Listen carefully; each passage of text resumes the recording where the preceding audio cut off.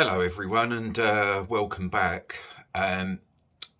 Today's going to be a little bit different. I've been promising people this for a while and I never come up with the goods basically. I keep saying I'm going to have a running session and there's always an excuse behind it. The track's not done, this is not done. Yes, so I'm in the middle of doing some track wiring. I've got some electrofrog points I'm doing as well, but I've tried to get this up and running just so that we can have a little running session, because the thing about today, it's not just about the running session, it's about a loco of mine. As most of you know, it's the class 37. I sort of almost set fire to a Hornby TTS chip in there. And in the end, I just thought, you know what, forget it. I'm just going to get a 21 pin chip. It's called a V5 chip, yeah. So I'll show you a little bit more detail on that in a moment, with it starting up.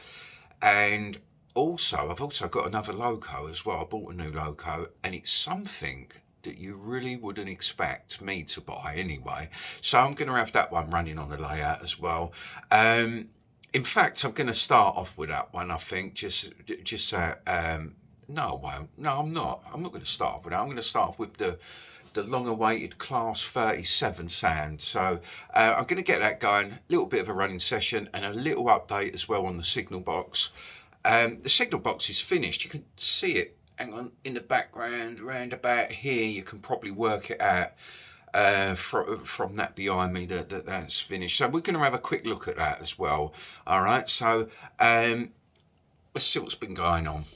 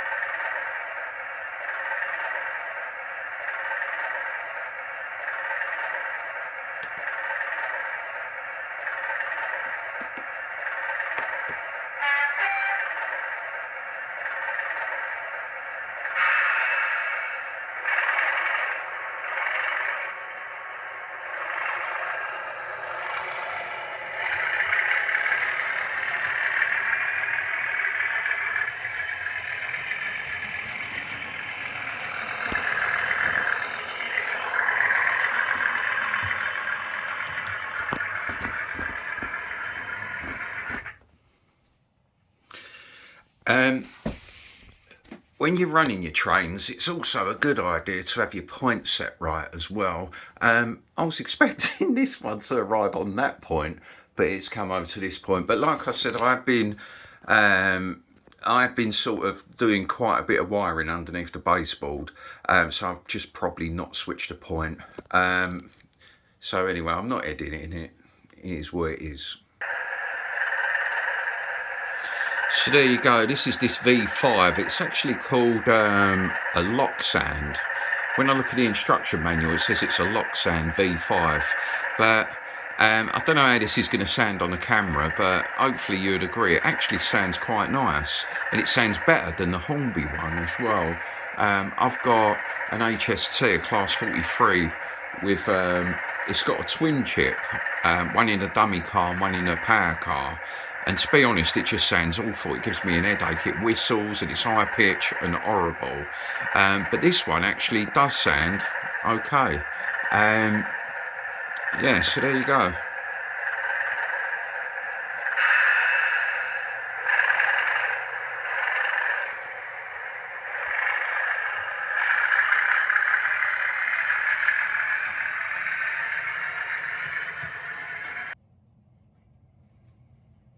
I'll get back to the trains in a second. I just want to quickly run this past you.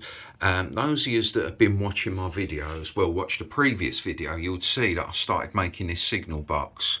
I've made it out of 2mm card with the Metcalfe brick card, just as I did the old station building Okay, done a little bit of light weathering on the roof, ain't gone too nutty on it.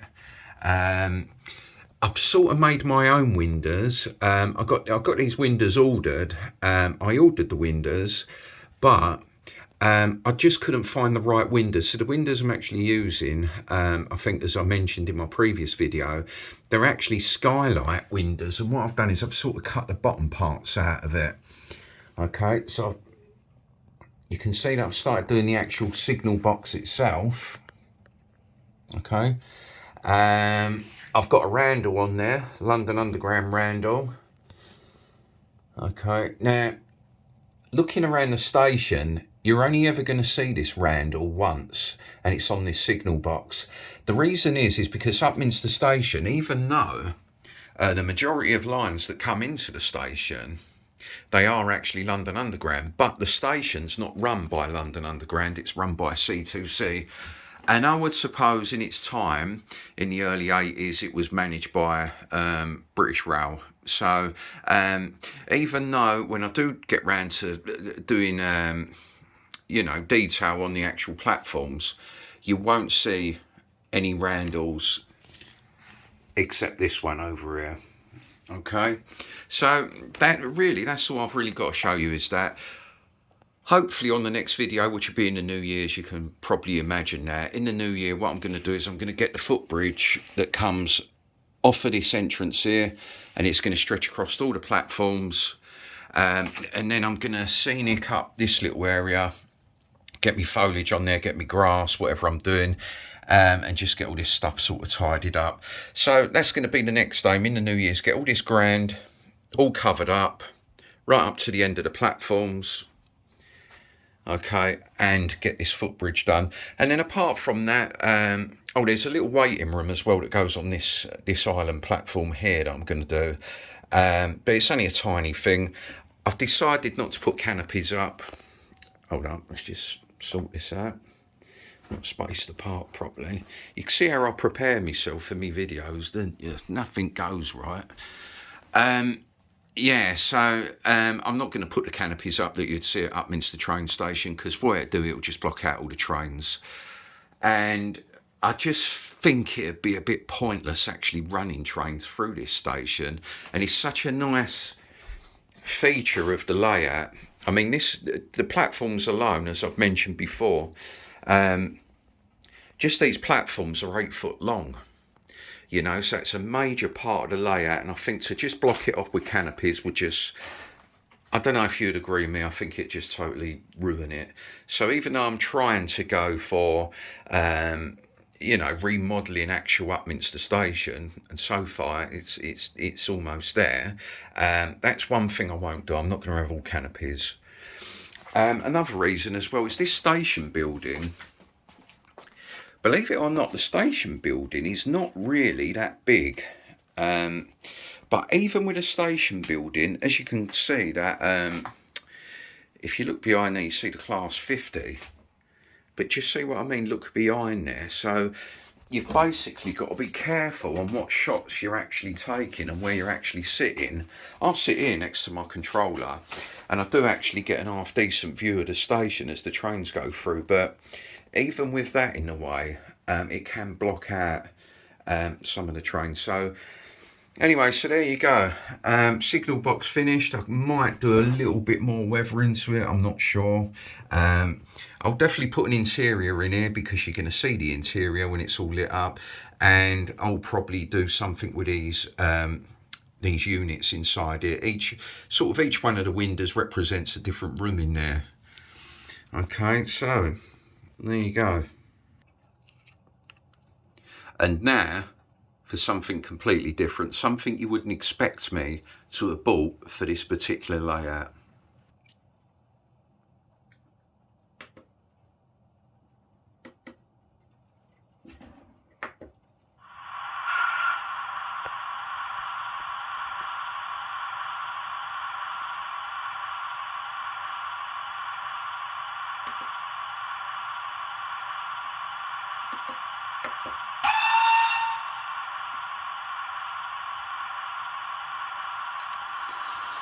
Yeah, I'm not making this up, guys. I've got a steam engine. This particular steam engine, the King class, there's just something about, even, I'm not a big steam fan, by the way. I've never really been into steam. But there's just something about this King class that, I don't know, I've just always liked it. I just don't know what it is. I don't know if it's, I love the colour as well. I love this sort of BR colour. But I think it's the shape of, I don't know what you call it, I'm not a steam guy, but the shape of the boiler, you know, it's something about the tender, it's the detail on it, all the tiny little details as well, like the little sort of gold lipping around the glazing, double potted chimney. I'm not going to go on like I actually know anything about steam engines, because I don't. The only thing is this, I wanted a steam train just to get something a little bit different, and this is the one I went for. Okay, so I didn't just go for this. I thought I'd grab myself some of these. These are, as you can see, they're I think they call them chocolate and cream, the Great Western Railway. I think they're Mark 1 coaches. Okay, so I thought there's no point in sort of buying a steam loco if I haven't got sort of any sort of rolling stock to go with it. So I ain't gone too nutty. I bought these cheap Lima ones. Now, the Lima ones are not great. They're not greatly detailed. You can see from the bogies. The couplings are quite ugly as well. They're big D couplings. The roof looks very plasticky, but and to be honest with you as well, I'm not even sure that this is the right sort of cream colour, because I know Rail Match do a Great Western sort of cream livery, and it looks a bit sort of paler than this, but at the moment, who cares? I mean, the idea was to get them nice and cheap, and with the airbrush sort of weather them up, get the roof looking a decent colour as well, maybe get some panel lining going, maybe paint some locks on, just see what I can do with them. If I can't sort of do anything decent with them, I can always sort of shift them on, or just use them to bulk out. You know, when I do get other coaches, just sort of bulk them out and try and sort of blend them into the rake. So I've got that one. Got a restaurant one. Again, these are all the cheap Lima ones that I just found on eBay. Okay, so got the restaurant one. Got another one. These have got people fitted in there as well, and they don't actually look too bad. So that's something else. If I can sort of pull it off and sort of smarten them up a bit, I might even get some lighting in there, because whoever had these before has put people in there as well, passengers. And of course, no rake's the same with that. The brake coach. So there you go, guys. So this is the newbie to the fleet, if you like. But those of you that are into your steam would probably agree that I don't think I really made a bad choice on that one. You know, so anyway, so there you go. Let's get this. See if I can get this one going.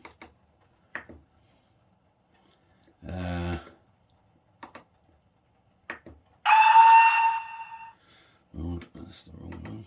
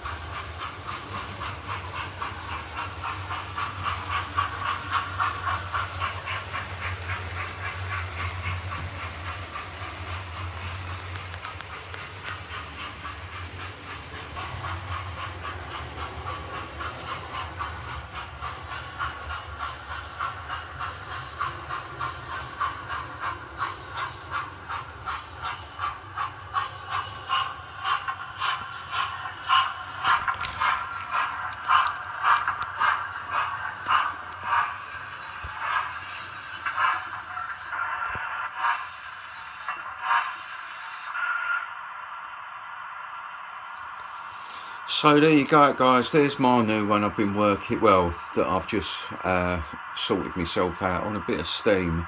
Just makes a bit of a change as well from seeing the diesels. But then with that said,